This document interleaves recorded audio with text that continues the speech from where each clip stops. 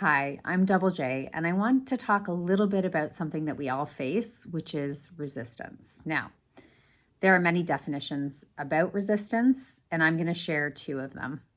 The first is from Kristen Neff and Chris Germer, and I really love this one. It really says that resistance is a struggle that happens when we believe that our moment to moment experiences should be other than they are.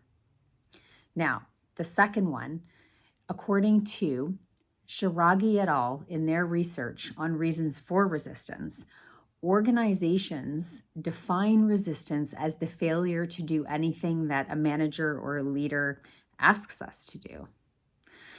And then the resistance behavior, is known as anything that is perceived as stopping or preventing change from happening.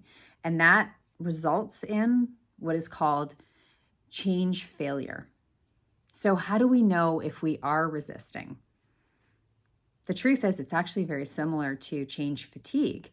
The first step is awareness. So we become aware of the resistance that we have. One of the biggest challenges in organizations that I encounter is that there actually is awareness of resistance. That actually may be very present. In fact, many leaders that I meet with ask, what do we do to manage resistance? How do I actually get rid of resistance?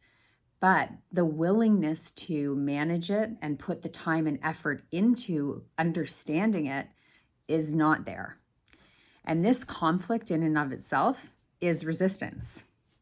So often when I speak to either consulting or coaching clients and we're talking about resistance, and it does come up quite a bit, there's a lot of these sort of narratives that come through, and I'm going to share a couple of them with you right here, right now. So I hear things like, we don't have time. We need to get the project over the finish line as fast as possible. So speed. Or I can't do this because insert excuse. Or I shouldn't do X because it's not in scope. Or I couldn't possibly do X because, or I wouldn't do, or I can't manage, etc., etc. So as I'm saying this, maybe you can imagine your own version of maybe when you've said something or you've heard someone else say something to you, because we all do it consciously or even unconsciously. And trust me, because I do it too. It can be a reactive, impulsive response to something big or small, personal or professional. So I'm going to give you an example. And this is something from my own personal experience. So I'm not a fan of doing household chores.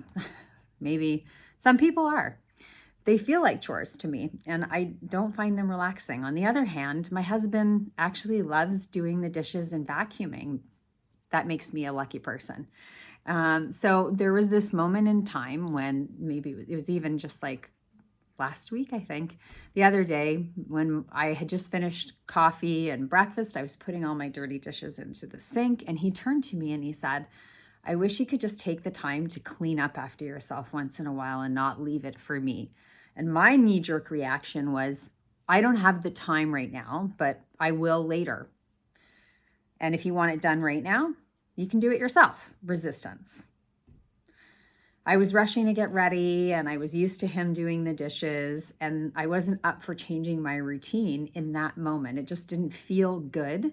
And so I had an impulsive reaction, and I wasn't feeling very open to changing. Maybe that sounds familiar to some folks. So then I'm going to give you an example of something in a work situation.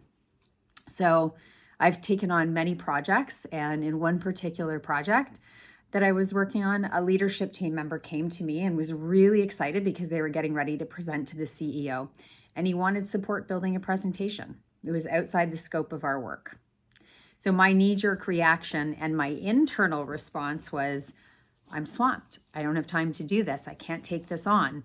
There was a long-running narrative in my head. I'm thinking to myself, couldn't you ask someone else to help you? It's not really my job. It's not really my responsibility. And then thinking like the client's always asking for more.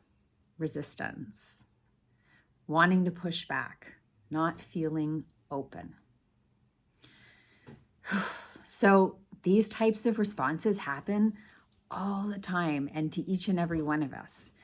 Resistance to doing something new, maybe not feeling open to an opportunity, responding and reacting versus pausing, contemplating, and creating curiosity and possibility.